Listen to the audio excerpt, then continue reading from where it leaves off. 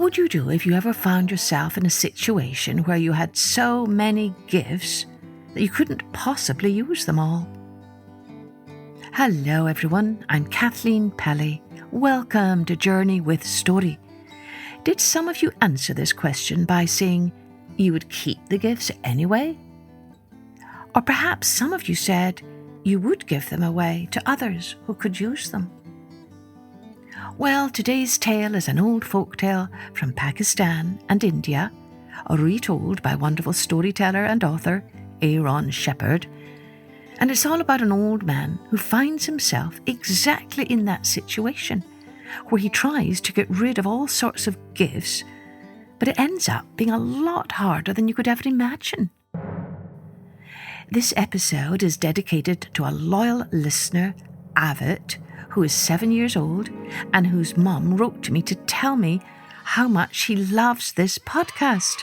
How wonderful to hear. Thanks to Avit and his mum for becoming one of our Patreon subscribers. Hope you enjoy this episode. Now, let's take a journey with The Gifts of the Grasscutter by Aaron Shepard.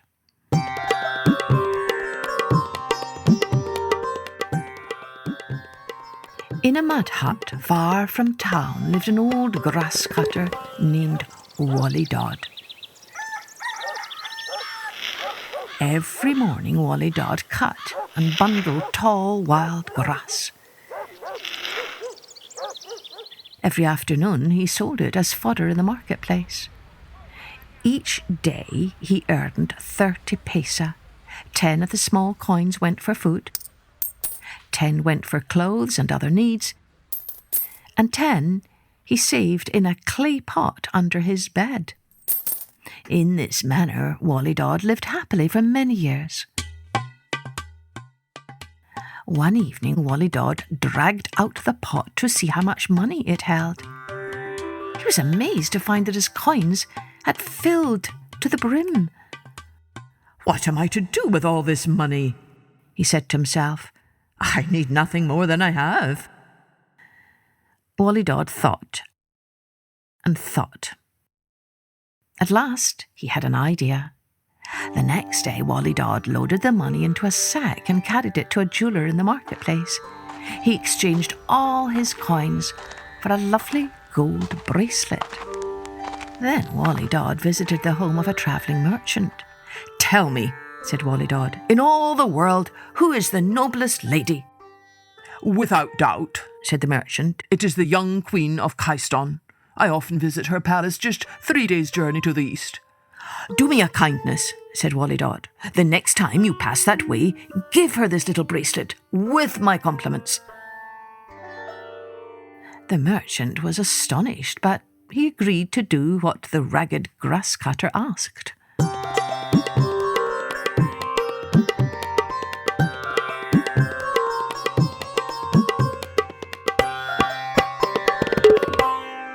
Soon after, the merchant found himself at the palace of the Queen of Kaiston. He presented the bracelet to her as a gift from Wally Dodd. "Oh, how lovely," she said, admiring the bracelet. "Your friend must accept a gift in return. My servants will load a camel with the finest silks." When the merchant arrived back home, he brought the silks to the hut of Wally Dodd.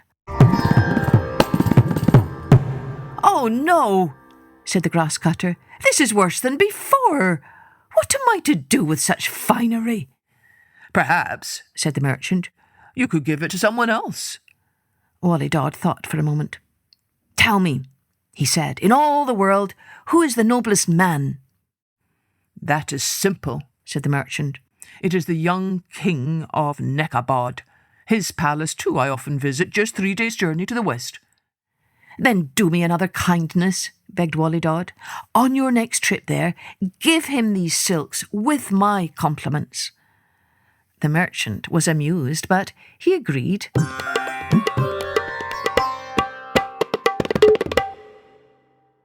On his next journey, he presented the silks to the king of Nekabad. "Oh, a splendid gift," said the king, admiring the silks. "In return, your friend must have 12 of my finest horses."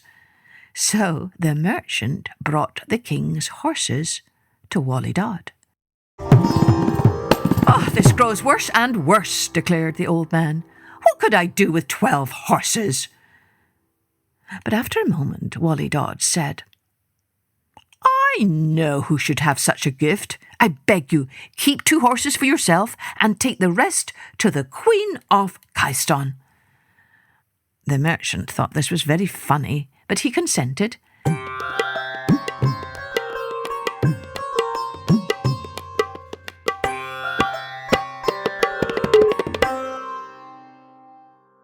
On his next visit to the Queen's palace, he gave her the horses.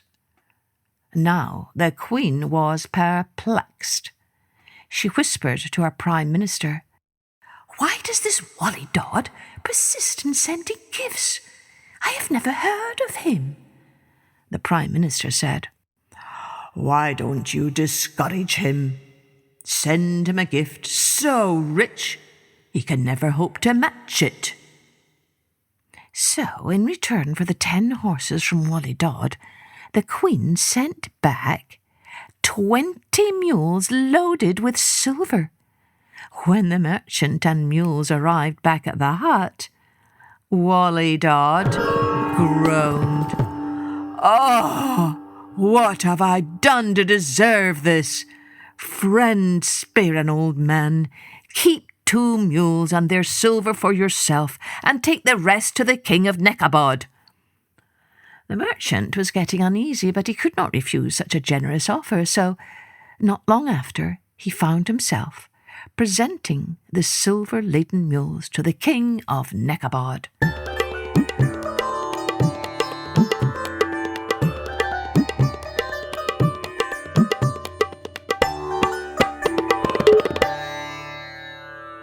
The king, too, was perplexed and asked his Prime Minister for advice. "Well, perhaps this Wally Dodd seeks to prove himself your better," said the Prime Minister. "Why not send him a gift he can never surpass?" So the king sent back 20 camels with golden anklets, 20 horses with golden bridles and stirrups, 20 elephants with golden seats mounted on their backs, and 20 liveried servants to care for them all. When the merchant guided the servants and the animals to Wally Dodd's hut, the grasscutter was beside himself. "Ah, will bad fortune never end? Please do not stop for a minute. Keep for yourself 2 of each animal and take the rest to the Queen of Kyston." "How can I go to her again?" protested the merchant. But Wally Dodd pleaded so hard, the merchant consented to go just once more. This time, the Queen was stunned by the magnificence of Wally Dodd's gift. She turned again to her Prime Minister. "Clearly," said the Prime Minister, "the man wishes to marry you.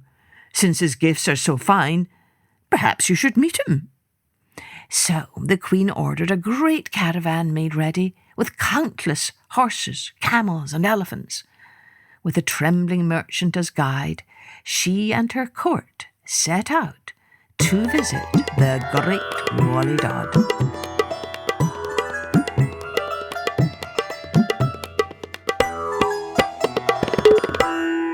On the 3rd day, the caravan made camp, and the Queen sent the merchant ahead to tell Wally Dodd of her coming. When Wally Dodd heard the merchant's news, his head sank to his hands. "Oh, no," he moaned. "Now I will be paid for all my foolishness. I have brought shame on myself, on you, and on the Queen. What are we to do?" "I fear we can do nothing," said the merchant, and he headed back to the caravan. The next morning Wally Dodd rose before dawn. "Goodbye, old hut," he said. "I will never see you again." The old grass cutter started down the road, but he had not gone far when he heard a voice. "Where going, Wally Dod? He turned and saw 2 radiant ladies. He knew at once they were Peris from Paradise. Peris are similar to what we might call an angel. Wally Dod sank to his knees and cried, "I am a stupid old man. Let me go my way. I cannot face my shame." "No shame can come to such as you," said one of the Peris. "Though your clothes are poor, in your heart you are a king." The Peri touched him on the shoulder, and to his amazement he saw his rags turn into fine clothes. A jewelled turban sat on his head. The rusty sickle at his waist was now a gleaming scimitar. "Return, Wally Dod," said the other Peri. "All is as it should be." Wally Dod looked behind him where his hut had stood. A splendid palace sparkled in the rising sun. In shock, he turned to the Peris, but they had vanished. Wally Dod hurried back along the road. As he entered the palace, the guards gave a salute. Servants bowed to him, then rushed here and there, preparing for the visitors. Wally Dod wandered through countless rooms, gaping at riches beyond his imagining, and suddenly 3 servants ran up. "A caravan from the east," announced the first. "No," said the second. "A caravan from the west." "No," said the third. "Caravans from both east and west." The bewildered Wally Dod rushed outside to see 2 caravans halt before the palace. Coming from the east was a queen in a jewelled litter. Coming from the west was a king on a fine horse. Wally Dod hurried to the queen. "My dear Wally Dod, we meet at last," said the Queen of Kyston. "But who is that magnificent king?" "I believe it is the King of Nekabod, Your Majesty," said Wally Dod. "Please excuse me for a moment." He rushed over to the king. "My dear Wally Dod, I had to meet the giver of such fine gifts," said the King of Nekabod. "But who is that splendid queen?" "The Queen of Kyston, Your Majesty," said Wally Dod with a smile. "Please come and meet her." So the King of Nekabod met the Queen of Kyston, and the 2 fell instantly in love. A few days later, their marriage took place in the palace of Wally Dod. And the celebration went on for many days.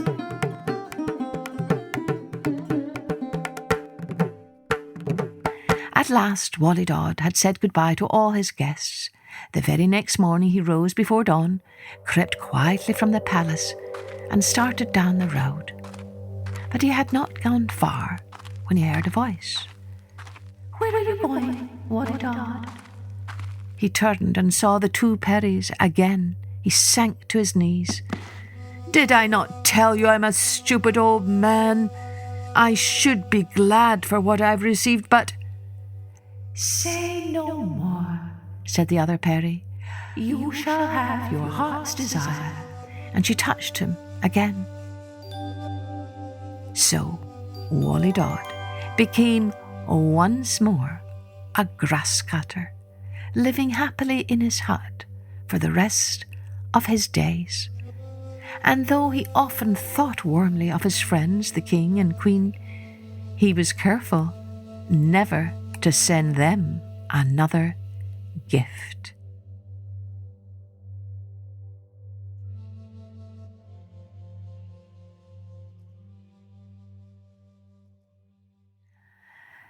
Well, do you see how I mean about how hard it was for Wally Dod to get rid of his gifts?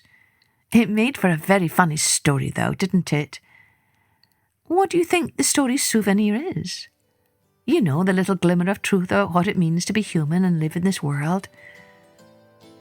Maybe it has something to do with the fact that having a lot of things and stuff doesn't necessarily make us happy. It would be a good discussion question to share with your friends and family. Thanks again to Avit for becoming a Patreon subscriber. And if you haven't already done so, you can check out our Patreon options at www.journeywithstory.com.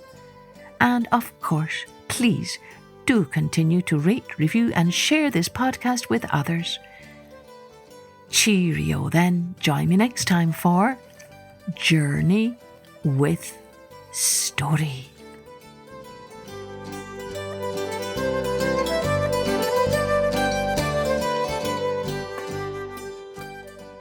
Music and post-production was by Colette Jonas.